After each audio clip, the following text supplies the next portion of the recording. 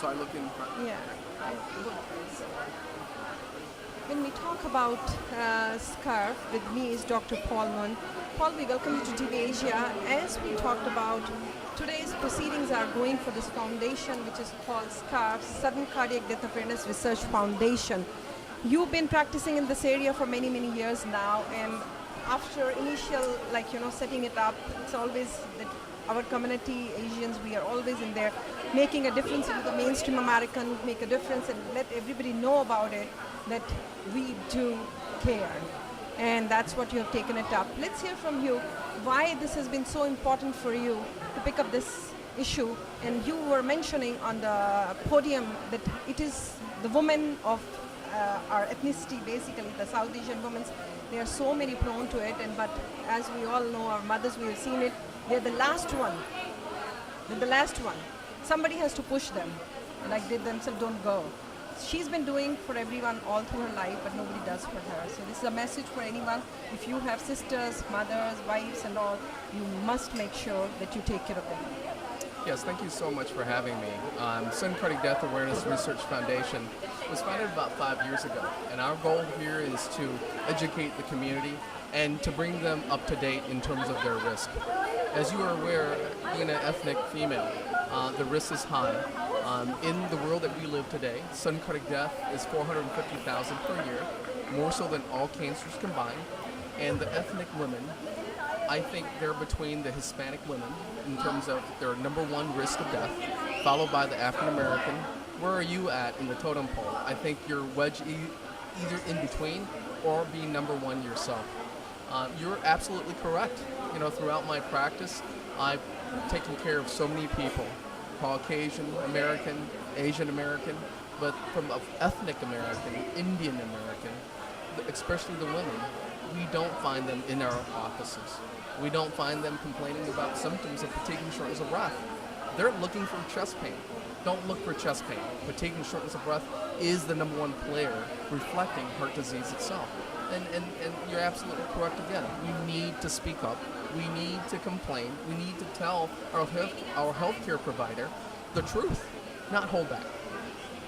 We need to take charge of ourselves. We need to take charge of who cares for us. We have a responsibility, and that's what these physicians have been doing it. When you said that, because the symptoms, because in today's time, the life is always under so much go, people don't even realize, and then they suddenly feel that at the most, the maximum has already happened, because there is, they must have silent attacks, they call it, because they must have gone through 4 trees.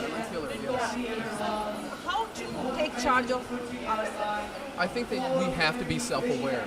We have to start reading, and we have to start listening. Look around us.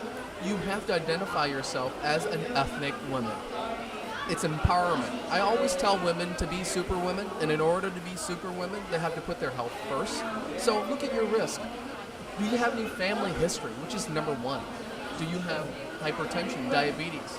I don't see a lot of smokers, but obviously the number one risk again is family history. Unfortunately, we are like our parents. The fruit does not fall far from the tree. And if we understand that with the information that I provided today, I think that in itself, an awareness, save lives.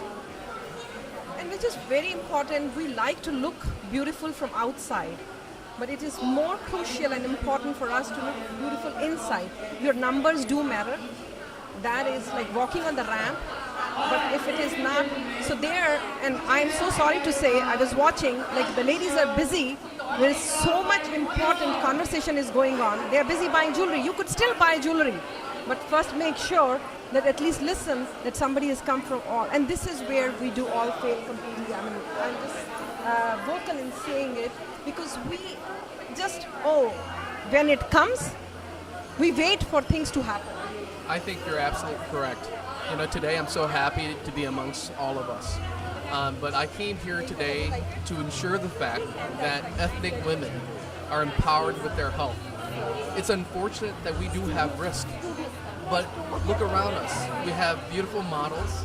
They're so confident, so much there, all about success. But the foundation of our success is our health. Without health, we have nothing. And I think this is not just for ourselves, but to empower our children as well. For a beautiful future, it is the first step that you take. I think you should go for regular tests, you should go for regular checkups, and make sure that don't ignore the signals. Nothing comes overnight, it does come with the signal. Yes, health requires labor, and labor is very fruitful. And as you know, within our community, we work very hard. We love our children, we love our families, and we do everything. But you always have to remember your risk. Take care of yourself before you take care of others. Thank you so very much for sharing. I think this particular conversation, and we want to say thank you to all the four ladies, those who have taken up this issue, that they want to give the proceedings to this foundation, because this is not a regular bridal show. This is for a cause, and the cause is important to them, so is to us, and that's why we are here. We wish you all the best, sir. Good luck. Thank you for sharing.